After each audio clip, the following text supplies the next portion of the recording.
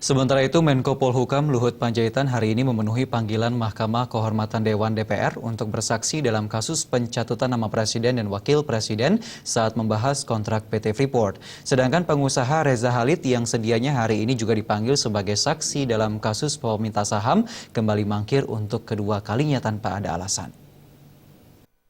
DPR kembali bersidang atas dugaan pelanggaran etika yang diduga dilakukan Ketua DPR Setia Novanto yang mencatut nama Presiden Joko Widodo dan Wakil Presiden Yusuf Kala terkait perpanjangan kontrak karya PT Freeport Indonesia. Dalam sidang kali ini, MKD DPR memanggil pengusaha Reza Halid dan Menko Polhukam Luhut Binsar Panjaitan sebagai saksi dalam kasus yang dikenal dengan julukan Papa Minta Saham itu di ruang MKD DPR Gedung DPR Senayan, Jakarta. Namun Reza Halid yang sedianya dipanggil untuk memberikan keterangan untuk kali keduanya tidak hadir dalam sidang MKD DPR.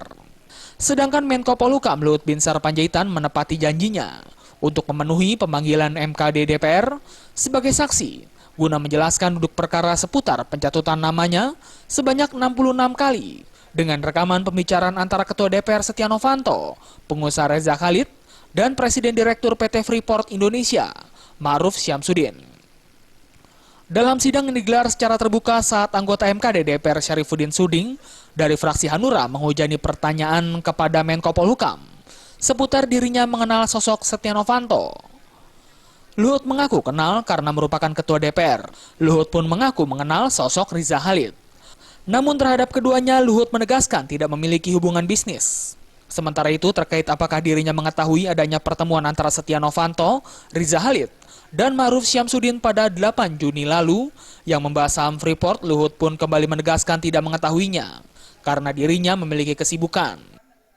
Saya tidak pernah atau saudara Novanto bicara sama saya menyangkut Freeport.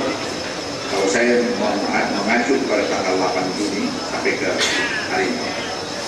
Tidak pernah bicara masalah, tidak pernah. Dengan Reza Halid sama saja. Tidak pernah juga.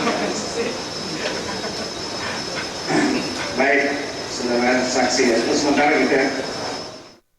Dari Jakarta, Maria Mahdalena dan Adi Darmawan melaporkan.